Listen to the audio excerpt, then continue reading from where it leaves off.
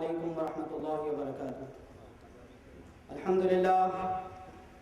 الذي لم يتخذ ولدا ولم يكن له شريك في الملك ولم يكن له ولي من الذل وكبره تكبيرا. الله أكبر كبيرا. الحمد لله كثيرا. سبحان الله بكرة وأصيلا.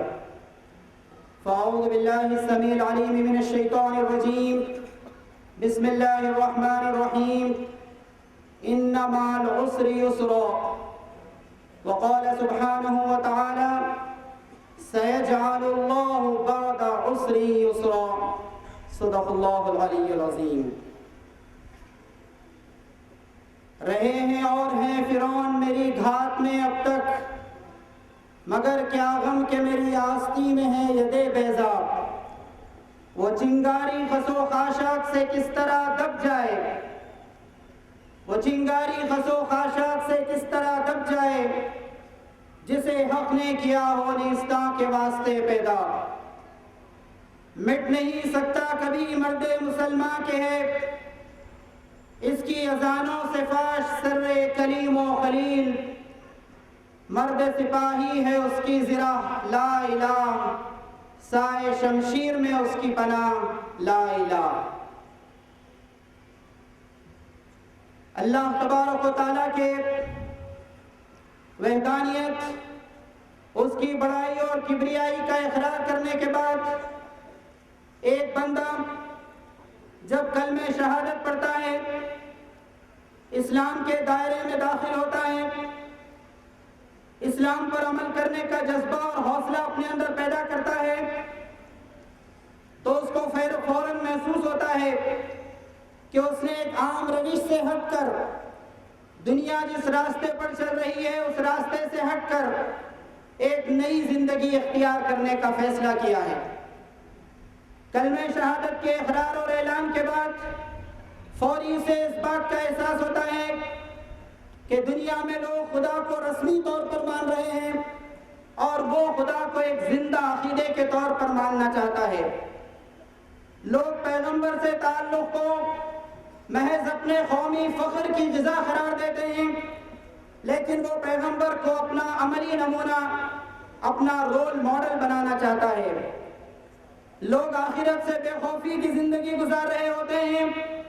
اور وہ آخرت اورینٹڈ زندگی گزارنا چاہتا ہے. لوگ ماحول کی بھلائی اور برائی سے بے تعلق ہو کر اپنے آشیانے میں مگن ہوتے ہیں، اور بندہ مومن چاہتا ہے کہ وہ اس دنیا میں اچھے کو اچھا، حق کو حق اور باطل کو باطل اور برے کو برا کہہ کر زندگی گزارے. لوگ اپنی خاندانی بڑائی کا اعلان کرتے ہوئے نظر آتے ہیں، بڑوں کی زندگی کو معیار حق سمجھتے ہیں، لیکن ایک بندہ مومن یہ سمجھتا ہے کہ وہ چھوٹے ہو یا بڑے، سب کو اس معیار حق پر، اس کرائیٹیرین پر جانچ کر دیکھے جو اللہ تبارک و تعالیٰ نے فراہم کیا ہے. لوگ زمانے سے مصالحت اور کمپرومائز کی زندگی گزار رہے ہوتے ہیں، جبکہ ایک مرد مومن چاہتا ہے کہ وہ زمانے سے بے پرواہ ہو کر حق و صداقت کو اپنی توجہ کا مرکز بنائیں. لوگ ظاہری، مادی اور میٹیریل چیزوں پر اپنی زندگی کی عمارت کھڑی کر رہے ہوتے ہیں، اور بندہ مومن چاہتا ہے کہ وہ مضبوط اور مبسوط حقائق کے اوپر اپنی زندگی گزارے. یہ فرق ایک سچے مومن کے لیے اس کی پوری زندگی کو ایک محنت اور مشقت اور قربانی کی زندگی بنا دیتا ہے. اس کی مثال ایک ایسے شخص کی سی ہو جاتی ہے جو آندھی اور طوفان کے الٹے اور مخالف رخ پر چلنا چاہتا ہے. اس طرح ایک سچے مسلمان کے لیے، ایک سچے بندے مومن کے لیے اس دنیا میں زندگی گزارنا محنت اور مشقت کا عمل بن جاتا ہے. گویا یہ دراصل غیر مومنانہ حالات میں مومنانہ زندگی گزارنے کا فیصلہ ہے. غیر مومنانہ حالات میں مومنانہ زندگی گزارنے کا فیصلہ ہے، اور ایسے پرمشقت حالات میں اس کے اوپر پریشانیاں اور مصیبتیں آتی ہیں، مشکل حالات میں وہ گھرتا ہوا اپنے آپ کو محسوس کرتا ہے، تو خدائے ذوالجلال اور خدائے بزرگ کی جانب سے اس کے دل پر تسلی کے آیات نازل کیے جاتے ہیں کہ ان مع العسر یسرا، یقیناً مشکل کے ساتھ آسانی ہے. سیجعل اللہ بعد عسر یسرا، کہ عنقریب اللہ تبارک و تعالیٰ مشکل حالات کو آسان حالات کے اندر تبدیل کر دے گا. सीरत नबी का मुतालिया कीजिए। हुजूर अकरम हजरत मोहम्मद मुस्तफ़ा सल्लल्लाहु अलैहि वसल्लम को दावत इस्लामी के नतीजे में, इस्लाम के इस पैगाम को मक्के की वादियों में बुलंद करने के नतीजे में सख्त मुश्किल हालात का सामना करना पड़ा। आप पर कचरा डाला गया, आपकी राह में कांटे बिछाए गए, आपके गले में रस्सी को डालकर खींचा गया, आपकी बेटियां जिनके निकाह तय हो चुके थे उसे जबरदस्ती तलाक दिलवाई गई। शाबे अबी तालिब में आपको 3 साल तक कैद किया गया, यहाँ तक कि आपको शहर मक्का से हिजरत करने पर मजबूर होना पड़ा। और यही मामला अंबिया साबिक़ा के साथ पेश आया। हजरत यहया अलैहिस्सलाम ने बरसों इस्लाम की दावत पेश की, लेकिन एक मरहला वो आया कि वो शहीद कर दिए गए और उनकी हिमायत करने के लिए बादशाह हेरोदिस के दरबार में एक भी मुसलमान मौजूद नहीं था। हजरत सैयदना नूह अलैहिस्सलाम ने 950 साल अपनी जिद्दोजहद जारी रखी। फलबिस फीहिम अल्फ सनतिन इल्ला 50 आमा, लगभग 950 साल तक उनकी जिद्दोजहद जारी रही। और जब वो अपने साथियों को लेकर कश्ती में सवार हुए तो यहूदियों की मुक़द्दस किताब तलमुद में अल्फाज आते हैं कि हजरत नूह अलैहिस्सलाम के साथ सिर्फ 8 लोगों का काफिला, और बाज़ तारीख़ी रिवायात में 40 और 70 की तादाद आती है। हजरत सैयदना इब्राहीम अलैहिस्सलाम ने हिजरत की तो उनका काफिला किन लोगों पर मुश्तमिल था? एक उनकी बीवी हजरत सारा और दूसरे उनके भतीजे हजरत लूत पर, और बाद में उस काफिले में उनके दोनों बेटे इस्माइल और इसहाक अलैहिस्सलाम शामिल हुए। हजरत ईसा मसीह अलैहिस्सलाम को सारी कोशिशों और जिद्दोजहद के बाद 12 लोग मिले, और इंजील मती द बाइबल ऑफ मैथ्यूज के बयान के मुताबिक जब हजरत ईसा अलैहिस्सलाम पर मुश्किल हालात पेश आए तो ये पूरे 12 के 12 लोग उनका साथ छोड़कर फरार हो गए, भाग खड़े हुए, और फिर ये कि बादशाह के हुक्म पर उनको सलीब पर चढ़ाने की पूरी कोशिशें की गई। ये हालात उसर, ये सख्त और मुश्किल किस्म के हालात नबी करीम सल्लल्लाहु अलैहि वसल्लम पर पेश आए, अंबिया साबिक़ा पर पेश आए और गुज़िश्ता अक़वाम पर पेश आए। उस मंजर को याद कीजिए जबकि बनी इस्राइल पर सख्त मुश्किल किस्म के हालात आए। फिरौन ने इस बात का ऐलान किया कि सनुक़त्तिलु अब्नाअहुम व नस्तहयी निसाअहुम व इन्ना फ़ौक़हुम क़ाहिरून, कि मैं इनके लड़कों को ज़ुबह करूंगा और इनकी लड़कियों को जिंदा छोड़ूंगा और मेरा कहर उन पर पूरी तरह बरसेगा। माओं की गोद में से दूध पीते बच्चों को छीन लिया जाता और उसी माँ की निगाहों के सामने उस मासूम को ज़ुबह कर दिया जाता। सख्त मुश्किल किस्म के हालात थे, लेकिन अल्लाह तबारक व तआला ने इन्ना मअल उसरि युसरा के कानून के तहत चंद ही सालों के अंदर उन हालात को तब्दील किया। वअनजैना मूसा व मन मअहु अजमईन सुम्मा अग़रक़ना अल-आख़िरीन, फिरौन और उसकी फौज को गर्क कर दिया गया और हजरत सैयदना मूसा अलैहिस्सलाम और उन पर ईमान रखने वालों को बचा लिया गया। उस वक्त को याद कीजिए कि हजरत सैयदना मूसा अलैहिस्सलाम की वालिदा अपने लड़के हजरत मूसा की हिफाजत करने के सिलसिले में सख्त परेशान थे। अल्लाह तबारक व तआला ने वही नाज़िल की, वअवहैना इला उम्मि मूसा अन अर्जिई फइज़ा खिफ्ति अलैहि फअल्क़ीही फिल यम वला तख़ाफ़ी वला तहज़नी। हमने मूसा की माँ की तरफ वही की कि जब तुम्हें मूसा की जान के बारे में खतरा पे महसूस हो तो उसे एक संदूक में, एक ताबूत में रखकर दरिया के हवाले कर दो। और वादा किया अल्लाह तबारक व तआला ने कि इन्ना रद्दूहु इलैक, हम तुम्हारी तरफ उसे लौटाएंगे, वजाइलूहु मिनल मुरसलीन, पैगंबरों में उनका शुमार हो। उस दरिया से हजरत मूसा का जिंदा बचकर निकलना ही मुश्किल था, और जिंदा निकाल लिए जाए उस दरिया से तो फिरौन की जालिम फौजों से उनकी हिफाजत करना और भी मुश्किल था। ऐसे सख्त और उसर के हालात में अल्लाह ताला वादा करते हैं कि इन्ना रद्दूहु इलैक, कि हम तुम्हारी तरफ मूसा को लौटाएंगे भी, वजाइलूहु मिनल मुरसलीन, और पैगंबरों में उनका शुमार हो। और चंद ही घंटे नहीं गुजरे थे इस वाक़े को जबकि उनकी माँ ने हजरत मूसा के संदूक को दरिया के हवाले किया था। चंद ही घंटे नहीं गुजरे थे कि फिरौन के महल में वाक़या पेश आया कि वह हर्रमना अलैहिल मराज़िअ मिन क़ब्ल फ़क़ालत हल अदुल्लुकुम अला अहलि बैति यकफ़ुलूनहु लकुम व हुम लहु नासिहून। हमने उन तमाम औरतों को जो मूसा अलैहिस्सलाम को दूध पिलाने की कोशिश कर रही थी, उन सब के दूध को मूसा पर हराम कर दिया, और मूसा की बहन मजमे में से आगे बढ़ी और उसने نے کہا کہ کیا میں ایسے خاندان کو نہ لاؤں جو اس بچے کی کفالت کر سکے؟ فرددناہ الی امہ، چند گھنٹوں میں عسر کے حالات کو، مشکل کے حالات کو اللہ تبارک و تعالیٰ نے آسانی کے حالات میں تبدیل کر دیا، اور اسی ماں کے پیٹ گود میں حضرت موسیٰ علیہ السلام کو واپس لوٹا دیا، جس کا اللہ تبارک و تعالیٰ نے وعدہ کیا تھا، ان مع العسر یسرا، یقیناً مشکل کے بعد آسانی ہے۔ نبوت کا 5واں سال ہے، نبی کریم صلی اللہ علیہ وسلم کے صحابہ حبشہ کی جانب ہجرت کر رہے ہیں۔ یہ ملک آج ایتھوپیا کہلاتا ہے، اور ایک سخت کٹر اور راسخ العقیدہ قسم کا عیسائی بادشاہ نجاشی وہاں پر حکومت کرتا تھا۔ مسلمان پہنچے، اس کے دربار میں پناہ طلب کی، اور پیچھے مشرکین مکہ کا قافلہ پہنچا۔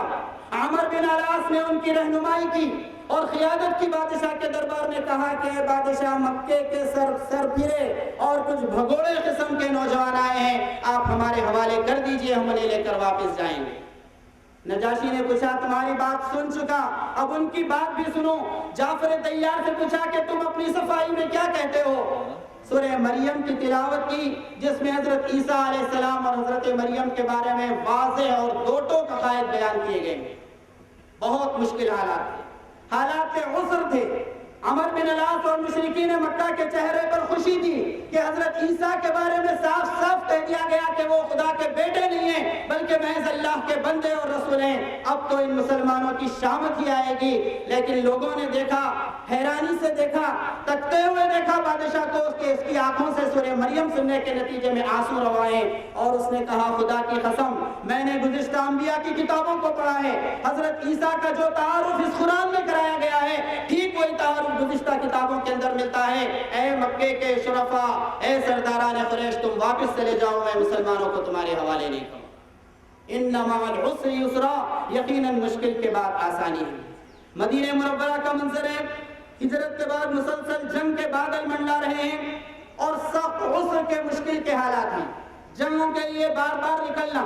سامان حرب جمع کرنا، اس جنگ کی تیاری کے لیے غریب لوگوں کو انفاق پر آمادہ کرنا، عورتوں اور بچوں اور بوڑھوں کی حفاظت کا انتظام کرنا، سخت گرمی کے حالات میں جنگ کے لیے نکلنا، یہ سارے حالات عسر تھے۔ لیکن اللہ تبارک و تعالیٰ نے اس میں سے یسر کا ایسا سامان کیا۔ سیرت کی کتابوں میں آتا ہے کہ جملہ 80 غزوات ہوئے، 80 مرتبہ نبی کریم صلی اللہ علیہ وسلم اور آپ کے صحابہ جنگ کے لیے تیار ہو کر نکلے، لیکن صرف 9 غزوات میں مقابلے کی نوبت آئی، اور بقیہ میں اللہ تبارک و تعالیٰ نے بغیر مقابلے کے فتح عطا کی۔ مکہ مکرمہ میں جب عسر اپنے انتہا کو پہنچا، حالات سخت نازک ہوئے، بڑے مشکل ہو گئے، تو مکے سے 430 کلومیٹر دور مدینہ منورہ سے یسر کی آسانی کی ہوائیں چلنے لگیں۔ حضرت مصعب بن عمیر رضی اللہ تعالیٰ عنہ اور آپ کے چند صحابہ کی کوششوں سے مدینہ کے ہر گھر میں اسلام پہنچ گیا، اور مدینہ کے لوگوں نے طے کیا کہ حضور اکرم صلی اللہ علیہ وسلم کے ہاتھ پر نصرت کی بیعت کریں گے اور ان کو مدینہ آنے کی دعوت دیں گے۔ ان حالات میں سطحی نظر رکھنے والے، کم عقل اور کم سمجھ قسم کے لوگ سمجھ رہے تھے کہ رسول اللہ کا بے یار و مددگار ہونا اس بات کی علامت ہے کہ آپ اللہ کے رسول نہیں ہیں۔ اگر اللہ کے رسول ہوتے تو ایسے سب قسم کے حالات کیوں پیش آتے؟ یہ سطحی قسم کے لوگوں کی سوچ تھی۔ لیکن مدینہ کے انصار نے اس معاملے کو حقیقت کی نگاہوں سے دیکھا، یہ راز پا لیا کہ آپ صلی اللہ علیہ وسلم کا معاملہ ہے خدائی معاملہ ہے، اور آپ کی نصرت اور مدد کرتے ہوئے ہم خدا کی رحمت اور اس کی برکتوں کے مستحق ہو سکتے ہیں۔ چنانچہ ان حالات میں انصار مدینہ مشاورت کے لیے جمع ہوئے۔ یہ کیسے حالات تھے؟ جبکہ حضرت ابو طالب کا انتقال ہو چکا تھا، اور انتقال کے فوری بعد ابو لہب قبیلے بنو ہاشم کا سردار بن چکا تھا، اور جس سب قسم کے حالات میں گزشتہ 10 سالوں میں حضرت ابو طالب نے جو کام انجام نہیں دیا تھا، ایک دن میں ابو لہب نے وہ کام انجام دیا کہ اس نے اعلان کیا کہ حضرت محمد مصطفیٰ صلی اللہ علیہ وسلم کو قبیلے بنو ہاشم سے خارج کر دیا جاتا ہے۔ روایات پڑھیے، جب قبیلے بنو ہاشم سے خارج کیا گیا نبی کریم صلی اللہ علیہ وسلم کو، تو اللہ کے رسول صلی اللہ علیہ وسلم جملہ 17 قبائل تک اپروچ کرتے ہیں، 17 الگ الگ قبیلوں کے سرداروں کے پاس پہنچے اور ہر ایک سے اس بات کی اپیل کی، اس بات کی خواہش کی کہ آپ مجھے اپنے قبیلے کی پناہ کیجئے، اپنے قبیلے کی پناہ میں لیجئے۔ ان سارے کے سارے 17 قبائل نے پناہ دینے سے انکار کر دیا۔ یہ وہ حالات تھے جبکہ مدینہ منورہ کے لوگ جمع ہوئے اور انہوں نے آپس میں مشاورت کی۔ ثم اعتمروا جميعا فقلنا متى تترك رسول الله يطوف ويطرد في جبال مکہ ويخاف۔ یہ الفاظ ملتے ہیں سیرت کی کتابوں میں۔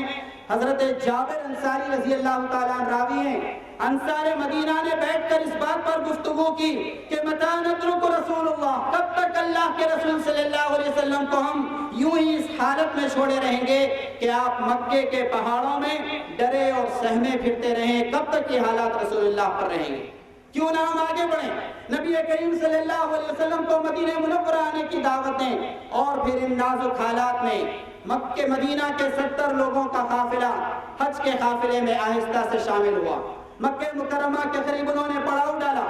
رات کا تہائی حصہ گزر گیا تو یہ منصوبے کے مطابق آہستہ سے اٹھے۔ اتنی احتیاط انہوں نے کی کہ سیرت ابن ہشام میں الفاظ ملتے ہیں کہ نتسلل تسلل قطع مستطفین، جس طرح ایک چڑیا جھاڑیوں میں پھدکتے ہوئے آہستہ آہستہ چلتی ہے، یہ 70 لوگ نہایت آہستگی کے ساتھ خاموشی کے ساتھ اٹھے، اس قافلے سے الگ ہوئے، بیعت عقبہ کرنے کے لیے عقبہ کی گھاٹی میں پہنچے، محمد عربی صلی اللہ علیہ وسلم کے ہاتھ پر بیعت کی، اور جب وہ بیعت کر چکے، نبی کریم صلی اللہ علیہ وسلم کو مدینہ آنے کی دعوت دے چکے، تو اسی قافلے میں سے ایک نوجوان اٹھ کھڑا ہوا اور اس نے سوال کیا کہ جانتے بھی ہو کس چیز پر بیعت کر رہے ہو؟ جب تم اللہ کے رسول صلی اللہ علیہ وسلم کو مدینہ منورہ آنے کی دعوت دو گے، پورے عرب کی، پورے حجاز کی تلواریں تمہارے خلاف اٹھ کھڑی ہوں گی۔ تو اس موقع پر انہوں نے کہا کہ نام علی نہلکۃ الاموال والاولاد، ہم پورے یقین کے ساتھ، پورے شعور کے ساتھ، ایمان کی اعلیٰ ترین کیفیات کے ساتھ محمد عربی صلی اللہ علیہ وسلم کو مدینہ منورہ آنے کی دعوت دیتے ہیں، اور اس بات کا پورا شعور ہے، پورا کانشیس ہے کہ ہم اپنے مال، اپنی اولاد کی ہلاکت کے بدلے میں موت کے ہاتھ پر بیعت کرتے ہیں۔ انما العسر یسرا، مکے میں حالات عسر پیدا ہوئے تو اللہ تعالیٰ نے مدینے سے یسر اور آسانی کی ہوائیں جاری رکھی۔ اسلام یہ پیغام اپنے ماننے والوں کو دیتا ہے کہ حالات عسر ہوں، مشکل کے حالات ہوں یا پھر آسانی کے حالات، یہ اسلامی جد و جہد ہر حال میں جاری رہے گی۔ یہ دیکھیے حضرت ربیع بن عامر رضی اللہ تعالیٰ عنہ ایران کے سپہ سالار رستم کے دربار میں پہنچے ہیں۔ رستم نے پوچھا ربیع بن عامر سے کہ کب تک یہ جد و جہد کرتے رہو گے؟ کب تک جنگوں کی مصیبت کو جھیلتے رہو گے؟ کب تک آزمائش کی بھٹیوں میں تپتے رہو گے؟ کب تک تمہارا یہ حشر رہے گا؟ تو حضرت ربیع بن عامر رضی اللہ تعالیٰ نے فرمایا اس وقت تک ہماری اسٹرگل جاری رہے گی جب تک ہم موعود اللہ کو نہ پہنچ جائیں، اللہ کے وعدے کو نہ پہنچ جائیں۔ رستم نے سوال کیا کہ یہ اللہ کا وعدہ کیا چیز ہے؟ حضرت ربیع بن عامر رضی اللہ تعالیٰ نے فرمایا کہ الجنت لمن مات علی قتال والظفر لمن بقا۔ علامہ ابن کثیر علیہ الرحمٰن البدایہ والنہایہ میں یہ الفاظ نقل کیے ہیں۔ حضرت ربیع بن عامر رضی اللہ تعالیٰ نے اس موقع پر کہا کہ موعود اللہ یا اللہ کا وعدہ یہ ہے کہ جنت اس کے لیے جو اس راہ میں شہید ہو جائے اور فتح اس کے لیے جو زندہ باقی ہے۔ اس وقت تک ہماری جد و جہد جاری رہے گی۔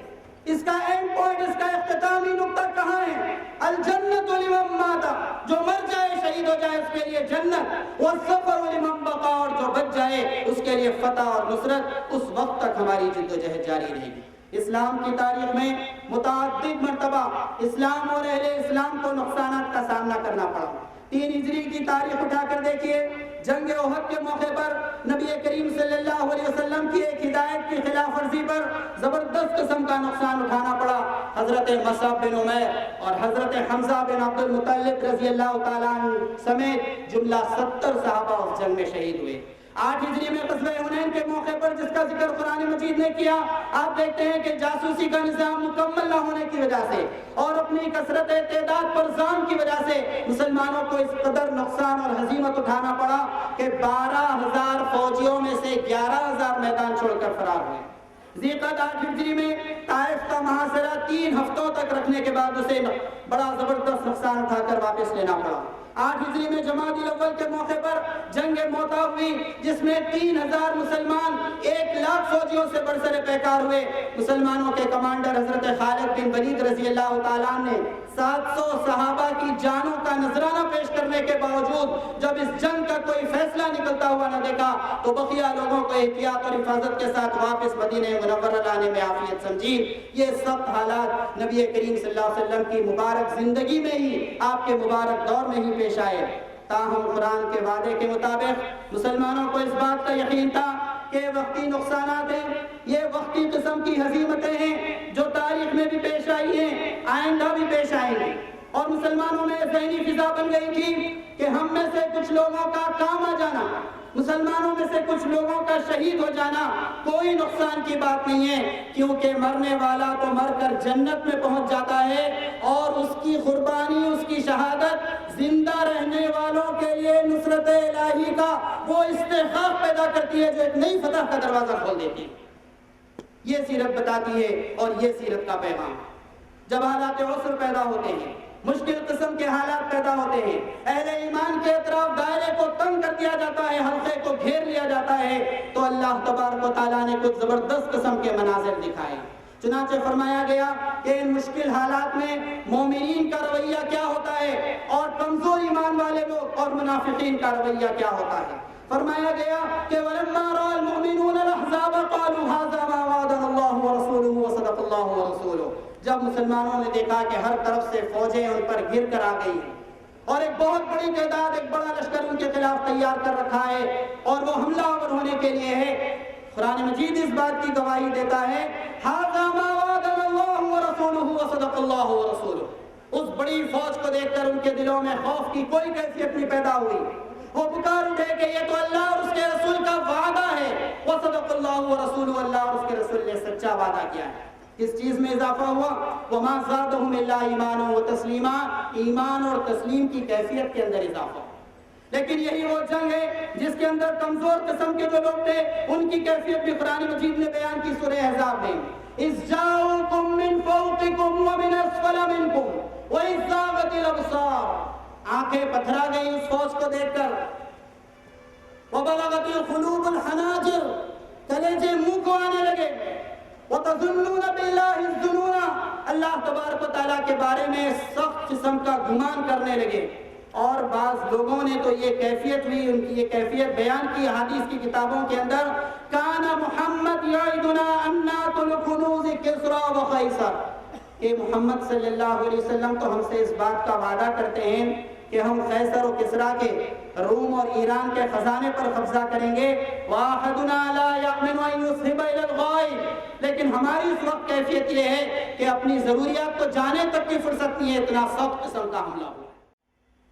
یہ کمزور قسم کے ایمان لانے والوں کا معاملہ ہے۔ اور ٹھیک یہی کیفیت غزوہ بدر کے موقع پر ہے، جس کا ذکر اللہ تبارک و تعالیٰ نے سورہ انفال میں فرمایا کہ کأنما یساقون الی الموت وهم ينظرون، کمزور قسم کے لوگوں کی یہ کیفیت ہوئی غزوہ بدر کے موقع پر کہ جب جنگ کے لیے جا رہے تھے تو احسار ہو رہا تھا، یساقون الی الموت، موت کے منہ میں اپنے آپ کو دے رہے،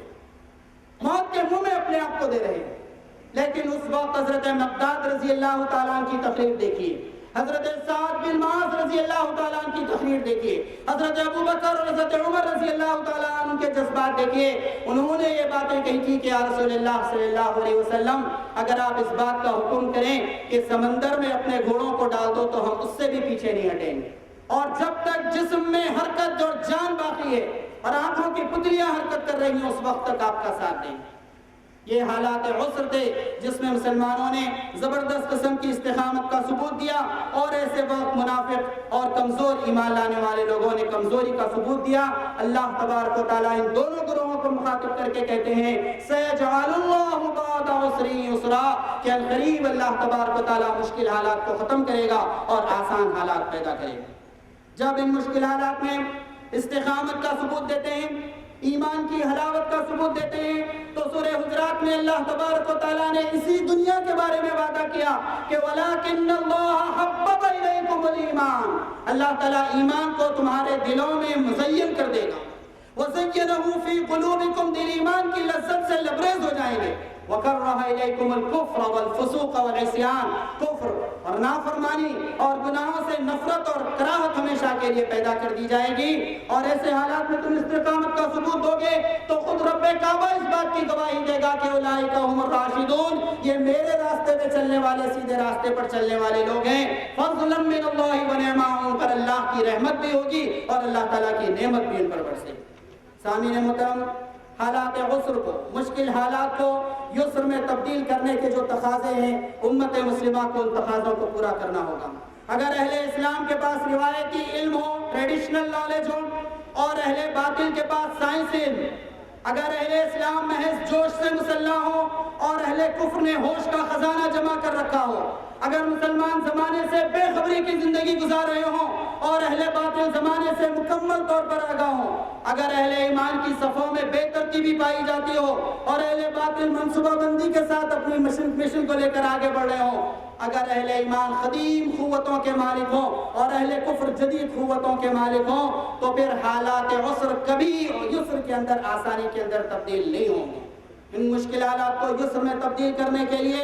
ایک جگہ امکانات کے بند ہوتے ہی، ایک جگہ مواقع کے اور اسکوپ کے بند ہوتے ہی دوسری جگہ اپنی دعوت کا آغاز کرنا ہوگا۔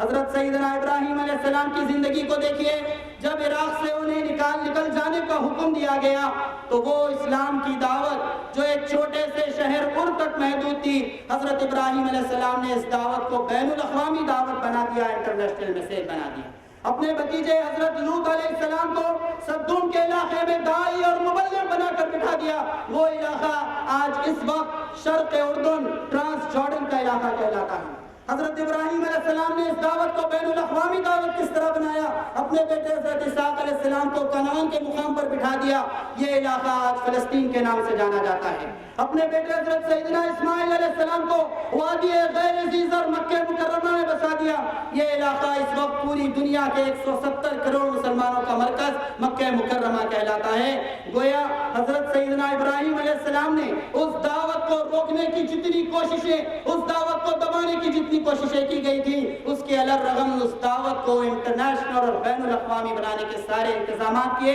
اور نہ صرف یہ انتظامات کیے، اس کے بعد یوں دعا کی، ربنا وبعث فیہم رسولا منہم یتلو علیہم آیاتک ویعلمہم الکتاب والحکمۃ ویزکیہم، کہ اے میرے رب، میری یہ دعوت تو یہ صدوم کے علاقے تک، کنعان کے علاقے تک، مکہ مکرمہ اور عراق تک محدود رہی، اس سے آگے نہیں بڑھ سکی، لیکن میری امت کے اندر ایک ایسے رسول کو مبعوث فرما جو قیامت تک آنے والے 200 ممالک کے اندر اسلام کی دعوت کو پھیلانے کا کام انجام۔ یتلو علیہم آیاتک، تیری آیتوں کی تلاوت کر کے لوگوں کو سنائے، ویعلمہم الکتاب والحکمۃ ویزکیہم، انہیں کتاب و حکمت اور تزکیے کی تعلیم دے، ایک ایسے رسول کو مبعوث فرما۔ تو گویا عسر کے حالات کو یسر میں تبدیل کرنے کے لیے حضرت ابراہیم علیہ السلام نے بھرپور تدبیر سے کام لیا، اور اللہ تبارک و تعالیٰ نے ان کی کوششوں کو قبول کیا اور ان کی دعاؤں کو قبول کیا۔ اس وقت امت مسلمہ جو دنیا میں لگ بھگ 170 کروڑ کی تعداد میں پائی جاتی ہے، اگر وہ چاہتی ہے کہ پوری دنیا میں جو مسلمانوں کے لیے مشکل ترین حالات پیدا کیے گئے ہیں، ان حالات کو آسان حالات کے اندر، اسلام کے لیے فیوریبل ایٹماسفیئر کے اندر تبدیل کریں، تو اللہ تبارک و تعالیٰ کی 3 عظیم الشان سنتوں کو انہیں سمجھنا ہوگا۔ پہلی سنت اللہ تبارک و تعالیٰ نے بیان کی، سنت الرعب، سنلقی فی قلوب الذین کفروا الرعب فاضربوا فوق الاعناق واضربوا منہم کل بنان۔ وہ وقت قریب آئے گا کہ اللہ تعالیٰ امت مسلمہ کا، مسلمانوں کا رعب لوگوں کے اوپر بٹھائے گا، کافروں کے دلوں پر ایک رعب کو بٹھایا جائے گا، یہ اللہ تبارک و تعالیٰ کی سنت ہے۔ آپ دیکھتے ہیں جنگ احزاب کے موقع پر مسلمانوں کے پاس سامان جنگ نہیں تھا، تو 6 کلومیٹر کی ایک سرنگ انہوں نے بنائی اور اسے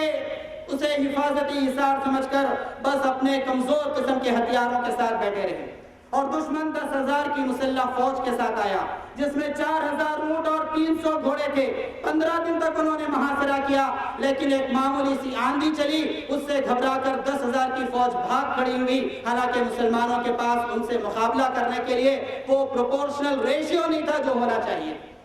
ایک رعب بٹھایا اللہ تبارک و تعالیٰ نے، سنلقی فی قلوب الذین کفروا الرعب۔ اور بہت دور مت جائیے، گزشتہ چند سالوں میں آپ نے دیکھا، جو بزرگ یہاں بیٹھے ہیں وہ اچھی طرح واقف ہیں کہ افغانستان میں روس جیسی عظیم الشان طاقت نے جب حملہ کیا تھا اور کچھ دنوں تک اس مقام پر قبضہ کرنے کی کوشش کی تھی، بغیر کسی اسباب و علل کے، بغیر کسی لاجیکل ریزننگ کے افغانستان کو چھوڑ کر واپس جانے کا فیصلہ لینا پڑا۔ قرآن مجید اس سنت کے بارے میں کہتا ہے سنلقی فی قلوب الذین کفروا الرعب۔ جس بہادری کا انحصار صرف مادی سہارے پر ہو، میٹیریل ریسورسز پر ہو، وہ اس وقت بزدلی میں تبدیل ہو جاتی ہے جب وہ سہارے ان سے چھین لیے جائیں، لیکن جس کا اعتماد خدائے لم یزل پر ہو، خدائے لم یزل پر، خدائے قادر پر ہو، وہ ہر حال میں شجاعت اور عظیمت کی چٹان بنا رہتا ہے، چاہے کیسے بھی حالات ہوں۔ سنلقی فی قلوب الذین کفروا الرعب۔ اس پہلی سنت کو اللہ تبارک و تعالیٰ کی سمجھنا ہوگا، سنت رعب نام دیا قرآن مجید نے سے۔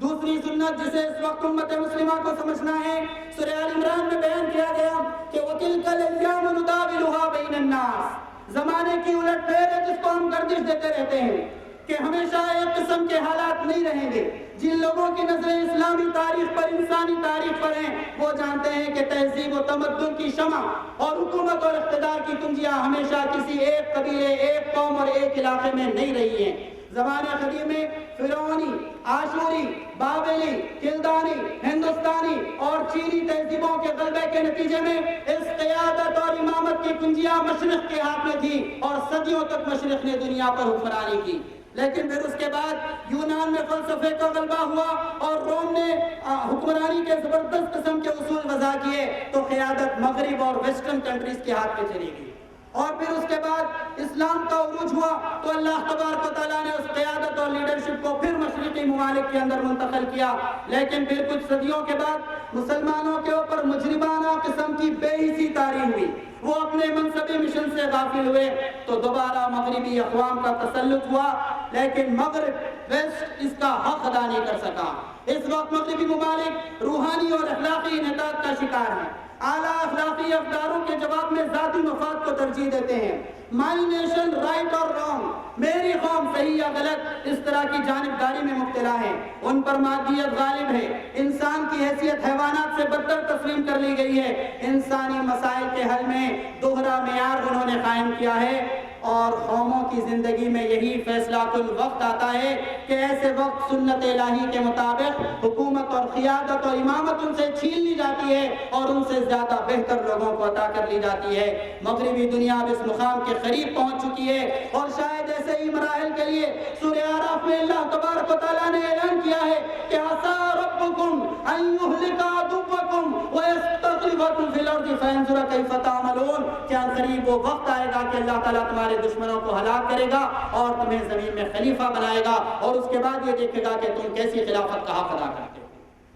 عسیٰ ربکم ان یہلک عدوکم ویستخلفکم فی الارض فینظر کیف تعملون۔ تو یہ سنت تداول ہے کہ دنیا میں مسلسل تبدیلی اور چینج آتے رہیں گے اور اس چینج، اس تبدیلی کے آگے بند باندھنا کسی بھی قوم کے لیے ممکن نہیں ہوگا۔ امت کو اس دوسری سنت کو سمجھنا ہوگا۔ اور تیسری اور آخری سنت جس کا ذکر اللہ تبارک و تعالیٰ نے کیا ہے وہ سنت تغیر ہے۔ ان اللہ لا یغیر ما بقوم حتی یغیروا ما بانفسہم، کہ جب کوئی قوم اپنے اندر تبدیلی کا فیصلہ کرتی ہے، جب کسی قوم کے اندر کچھ کھو جانے کا غم پیدا ہوتا ہے اور کچھ پانے کی آرزو پیدا ہوتی ہے تو اس وقت اس قوم کے حالات تبدیل ہونے لگتے ہیں۔ تیری خودی میں ہو کر انقلاب پیدا، عجب نہیں کہ یہ چارسو بدل جائے، تیری دعا ہے کہ ہو تیری آرزو پوری، میری دعا ہے کہ تیری آرزو بدل جائے۔ جب انقلاب کی فکر اس قوم کے اندر پیدا ہوتی ہے، منزل بلند پر پہنچنے کا حوصلہ ان کے اندر پیدا ہوتا ہے تو اس قوم کے اندر سے زندہ شخصیات وجود میں آنے لگتی ہیں۔ قوم جو تغیر کا جذبہ، انقلاب کا جذبہ اپنے اندر پیدا کرتی ہے تو اس قوم کے اندر سے صلاح الدین ایوبی پیدا ہوتے ہیں جن کے خلاف 25 ممالک کے سربراہان ایک پلیٹ فارم پر جمع ہوئے تھے لیکن شکست نہیں دے سکے اور صلاح الدین ایوبی نے مسجد اقصیٰ کو، فلسطین کو آزاد کرا کر ہی دم لیا۔ کسی قوم کے اندر سنت تغیر پر عمل شروع ہوتا ہے تو اس قوم کے اندر محمد بن قاسم پیدا ہوتے ہیں جو ہندوستان جیسے ملک میں ایسی حکمرانی کرتے ہیں کہ یہاں کی ہندو اقوام ان کا مجسمہ بنا کر اپنے گھر میں پوجنے لگتے ہیں۔ جب کسی قوم میں سنت تغیر پر عمل ہونے لگتا ہے، ان کے اندر ان میں تبدیلی آنے لگتی ہے، تو پھر یہاں پر محمود غزنوی پیدا ہوتے ہیں، کیا نہیں اور غزنوی کارگوئے حیات میں بیٹھے ہیں کب سے منتظر اہل حرم کے سومنات، وہ محمود غزنوی کہ جنہوں نے ہندوستان کی ایسی حکومت کی کہ اسے دنیا میں سونے کی چڑیا کہلوانے پر مجبور کیا۔ اس قوم کے اندر جب انقلاب اور تبدیلی آنے لگتی ہے، حسن البنا پیدا ہوتے ہیں، سید قطب پیدا ہوتے ہیں، سید مودودی پیدا ہوتے ہیں، جو پورے عالم اسلام کو اقامت دین کی ایک لڑی میں پرو کر دنیا کے لیے ایک ایسا مثبت قسم کا پلیٹ فارم بناتے ہیں کہ انسانیت اپنے مسائل سے نکلے اور اسلام کے اندر داخل ہو جائے۔ مت سہل ہمیں جانو پھرتا ہے فلک برسوں، مت سہل ہمیں جانو پھرتا ہے فلک برسوں، تب خاک کے پردے سے انسان نکلتے ہیں۔ یہ سنت تغیر، یہ تبدیلی والی سنت ہے کہ جب قوم کے افراد اپنے اندر تبدیلی کا فیصلہ کریں تب عسر کے حالات، مشکل کے حالات تبدیل ہوں گے۔ ایک ہے سنت رعب، دوسری ہے سنت تداول، اور تیسری ہے سنت تغیر۔ تو کیا 170 کروڑ مسلمان اس دنیا کے اس بات کا فیصلہ کرنے کے لیے تیار ہیں کہ اللہ تعالیٰ نے جن 3 سنتوں کا وعدہ کیا ہے اس کا مصداق بنائے اپنی زندگیوں کو؟ اگر وہ اس بات کا فیصلہ کرتے ہیں تو پھر اس بات کا یقین رکھیے کہ وہ حالات جو اس وقت دنیا میں سخت قسم کے سمجھے جاتے ہیں، تحریکات اسلامی کے لیے سخت قسم کے حالات ہیں، وہ حالات جلد ہی عسر کے حالات یسر میں، آسانی میں تبدیل ہوں گے۔ یہ صحیح ہے کہ اس وقت پوری دنیا میں تحریکات اسلامی سخت مسائل سے گزر رہی ہے اور برسوں کی صدیوں کی قربانیوں کو سازشوں کے ذریعے سے ضائع کرنے کی پوری کوشش کی جا رہی ہے، لیکن ایسے موقع پر مرد مومن کا نعرہ کیا ہوتا ہے؟ طوفاں کر رہا تھا میرے عزم کا طواف، طوفاں کر رہا تھا میرے عزم کا طواف۔ دنیا سمجھ رہی تھی کہ کشتی بھور میں ہے، دنیا اس وقت امت مسلمہ کے عزم کا طواف کر رہی ہے، اس کا امتحان کر رہی ہے، اور ان سخت آزمائشوں کے باوجود جو مزاحمت، جو ایمانی کیفیات، جو اللہ تعالیٰ کی راہ میں مر مٹنے کے جذبات پوری دنیا میں پائے جاتے ہیں، وہ سوائے اہل اسلام کے کسی اور قوم کے مقدر میں نہیں آ سکتے۔ یہ صحیح ہے کہ عظیم تر قربانیوں کے بعد نہایت ہی جمہوری، نہایت ہی ڈیموکریٹک اور پرامن انداز سے منتخب ہونے والی باصلاحیت مصری حکومت کو سازشوں کے ذریعے سے بے دخل کر دیا گیا، اور اس وقت عالم اسلام کے سب سے بڑے قائد محمد مرسی کو جیل میں ڈالا گیا۔ لیکن اس عسر کے مشکل کے حالات میں قرآن مجید رہنمائی کرتا ہے کہ یہ حالات ایسے ہی اچانک نہیں پیش آئے، یہ خدائی مشیت اور منصوبے کے تحت پیش آئے۔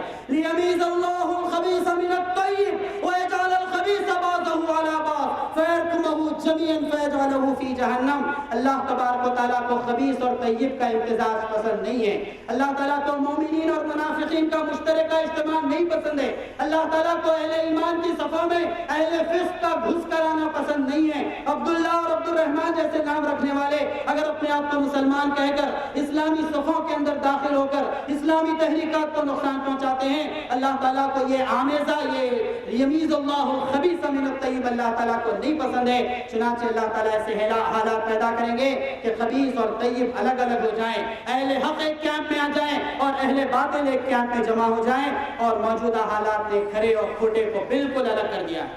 3 اسلامی ممالک نے کھل کر مصر کے موجودہ فرعون کی تائید کرنے کا فیصلہ کیا ہے، جو اس وقت پوری دنیا کے مسلمانوں کی آنکھیں کھول دینے کے لیے کافی تھے۔ ہوں گے کبھی خادم الحرمین الشریفین،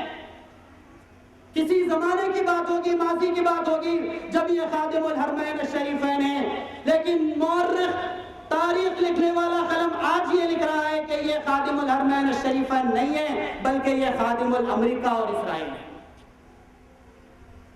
اللہ کے مہمانوں کو زمزم کے پانی سے سیراب کرنے والوں، کیوں امریکہ اور اسرائیل کے پیالوں کو مصر کے غریب مسلمانوں کے خون سے بھر رہے ہو؟ مینا اور عرفات کے میدان میں ایئر کنڈیشن خیمے لگوانے والوں، قاہرہ کی گلیوں میں آگ اور خون کی ہولی کھیلنے والوں کا کیوں ساتھ دے رہے ہیں؟ کیا اس بات کو بھول گئے؟ تمہارے آبا و اجداد میں ایک سعودی حکمراں ایسا گزرا ہے شاہ سعود کے نام سے، جب اسے اس بات کی اطلاع ملی کہ وقت کے فرعون جمال عبد الناصر نے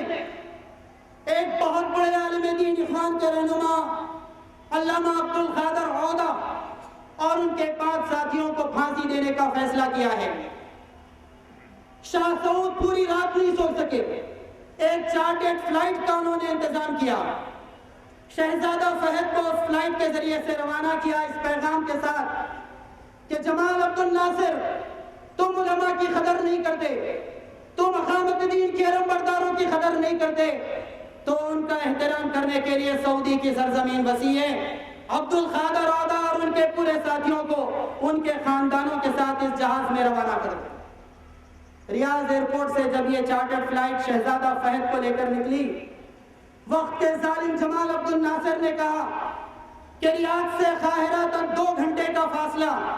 کیا 6 لوگوں کو پھانسی پر چڑھانے کے لیے وقت کافی نہیں ہے؟ اور جب فلائٹ آئی، شاہ فہد کا طیارہ اترا قاہرہ کے ایئرپورٹ پر، اور جب پہنچے منزل مقصود پر، اخوان المسلمون کے 6 لوگ جس میں شیخ علامہ عبد القادر عودا شہید رحمت اللہ علیہ اور دیگر 5 ساتھی تھے، پھانسی کے پھندوں پر ان کی مسکراتی ہوئی لاشیں شاہ فہد کا انتظار کر رہی۔